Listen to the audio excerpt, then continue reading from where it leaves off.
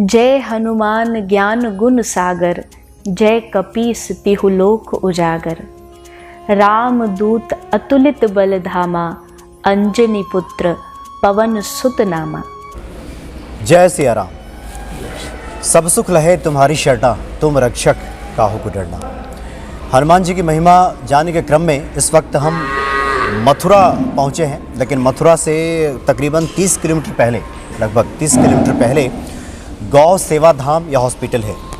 और आप लोगों को बताने की आवश्यकता नहीं है कि मशहूर संत कथावाचिका पूज्य चित्रलेखा देवी जी का ये आश्रम है और यहीं पे वो कथा प्रवचन भी करती हैं और गौओं की सेवा होती है। जो भी बीमार, लाचार, बूढ़ी, असहाय गायें हैं उनको यहाँ पे लाया जाता है, उनकी सेवा शुश्रूषा की जाती है। हमारी कोशिश तो ये थी कि देवी चित्रलेखा जी से हनुमान जी की महिमा को लेकर के कुछ सवाल किए जाएँ, ये हमारे मन में जिज्ञासा थी और उसका निराकरण पाया जाए, लेकिन वो यहाँ पे उपलब्ध अभी नहीं है। 14 फरवरी से कथा का आयोजन होने वाला है इसी जगह पे, लेकिन उसके पहले उनके पूज्य बड़े भाई साहब प्रत्यक्ष शर्मा जी उपस्थित हैं। स्वागत है आपका शर्मा जी। धन्यवाद। राम राम।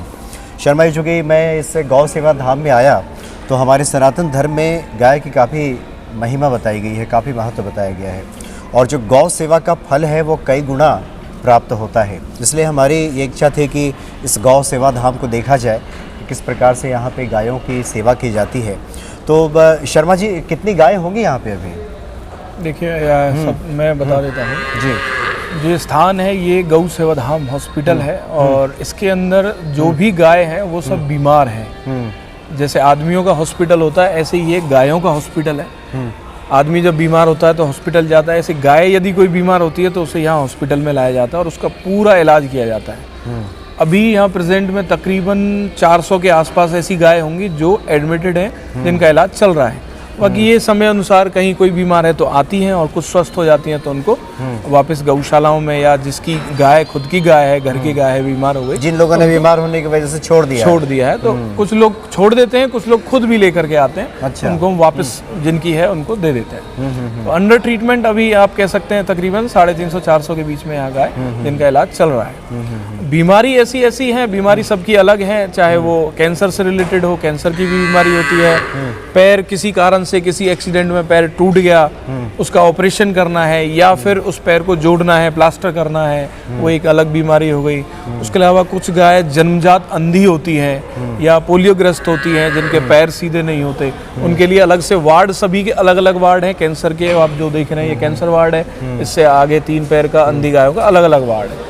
ऐसी बहुत सारी बीमारियां हैं जो गायों को होती हैं, उनका इलाज सभी का यहाँ किया जाता है और उसके लिए ऑपरेशन थिएटर है। जी, मुझे लगता है कि तकरीबन 400-500 गायें होगी यहाँ पे ना।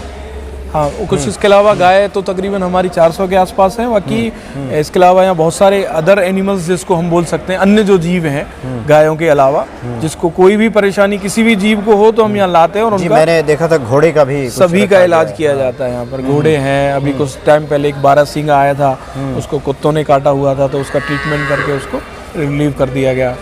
डॉग्स हैं काफ़ी सारे, नील गाय के बच्चे हैं, तो ऐसे अन्य जो जीव है वो आते हैं। घोड़ा है, एक नील गाय अभी और है। ऐसे सब जो भी परेशान हो, कोई भी जीव हो, उसको यहाँ ला करके उसका दुख जो है किसी भी तरीके से हम दूर करने का प्रयास करते हैं।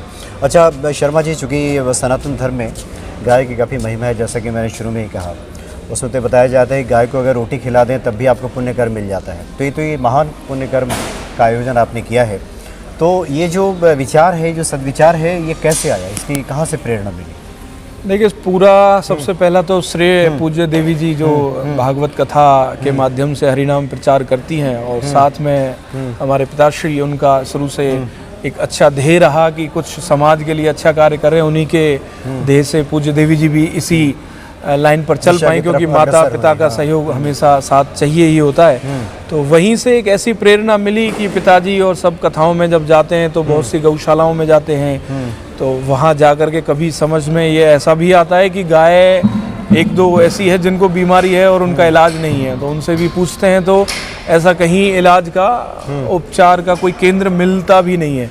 इस वजह से ये एक ऐसा उद्देश्य बनाया गया कि एटलीस्ट ब्रज 84 कोस जो है, जहाँ ब्रज जो भगवान श्री कृष्ण ने लीलाएं की हैं, तो वहाँ हम एक अपनी ओर से ऐसा प्रयास करें कि गायों का सभी की बीमारी का इलाज कम से कम हम कर सकें। तभी से 2013 से इस हॉस्पिटल की नींव रखी गई थी और तब से ये सेवा कार्य चल रहा है। मतलब 8-9 साल हाँ, इस कार्य को पूरा करने में हो गया, क्योंकि ये काफ़ी बड़े लेवल पे हमने देखा कि गायों को रखा गया है, डॉक्टर्स लगे हुए हैं जो मवेशी डॉक्टर हैं, तो इसके संचालन के लिए व्यवस्था क्या कुछ सरकारी स्तर पे भी हो पाती है या फिर खुद ही सब देखना? सरकारी स्तर पर कुछ खास नहीं कह सकते, जो कि एक बहुत मतलब कभी कोई ग्रांट कोई आई तो बहुत छोटे रूप में आती है, जैसे कि वो 5-10 रुपए के आसपास एक गाय का देते हैं। तो हमारे यहाँ तो 300-400 गाय यही अप डाउन होता रहता है, उसका 60-70 हज़ार रुपये ऐसा कुछ बनता है। बाकी ये सिर्फ और सिर्फ पूज्य देवी जी के माध्यम से चलाया जा रहा है। और पूज्य देवी जी जहाँ भी कथा में जो भी दान किसी भी स्वरूप में कोई देता है, उनके लिए देता है, कोई भी भेंट देता है, वो सब कुछ यहाँ ला करके गौ माता की सेवा में लगा देती है। उसी से ये हॉस्पिटल आज तक चल रहा था और उसी से ये आगे तक चलता रहेगा। जी जी, यानी किसी प्रकार की कोई बाधा, कोई विशेष सहयोग कहीं से नहीं है, बस प्रभु की कृपा से ही यह सेवा कार्य चल पा रहा है। जी जी जी। और निश्चित तौर पे जब मैं यहाँ पहुँचा तो ये भी मुझे जानकारी मिली कि भक्तों के सहयोग से इस कार्य को, इस महती कार्य को आगे बढ़ाया जा रहा है। तो जो भी भक्त चाहते हैं तो चाहें तो यहाँ सहयोग करें और उसके बाद गायों के प्रति जो हमारा सेवा भाव है सनातन धर्म में, उसको आगे बढ़ाने में ये मदद मिल सके। बहुत बहुत धन्यवाद आपका प्रत्यक्ष शर्मा जी। धन्यवाद। और निश्चित तौर पे आगामी जब कथा का आयोजन किया गया है तो हम फिर से एक बार आपसे मिलेंगे और चाहेंगे स्वागत है। मैं तो ये भी निवेदन कर देता हूँ, आपके जो भी दर्शक हैं, कभी भी आप ब्रज वृंदावन यानी दिल्ली से आप इधर की तरफ गुजरते हैं तो ये नेशनल हाईवे नंबर 19 पर ही ऑन रोड ये हॉस्पिटल है, गायों की सेवा है। और यहाँ पर कोई भी भक्त आए, पूर्ण रूप से यहाँ सब कुछ निःशुल्क है। चाहे गाय का इलाज है, किसी की घर की गाय, उसका भी इलाज फ्री है। और यदि आप अपनी भावना से यहाँ आकर के गायों को हाथों से चारा खिलाना चाहते हैं, आपको यहाँ चारा उपलब्ध मिलेगा, गुड़ मिलेगा, जिसका कोई शुल्क नहीं है। बस आप आए, गायों से अपनी भावना जोड़ें, अपने हाथों से गायों को खिलाएं। ऐसी हमारी एक लोगों से अपील है। जो लोग अपनी भावनाओं से सेवा करना चाहते हैं तो आपका स्वागत है, आप यहाँ आ सकते हैं, अपने हाथों से सेवा कर सकते हैं, गायों को चारा खिला सकते हैं और आप भी इस पुण्य में सहभागिता निभा सकते हैं। जी, बहुत बहुत धन्यवाद आपका प्रत्यक्ष शर्मा जी। ओके जी, राधे राधे। राधे राधे, जय सिया राम।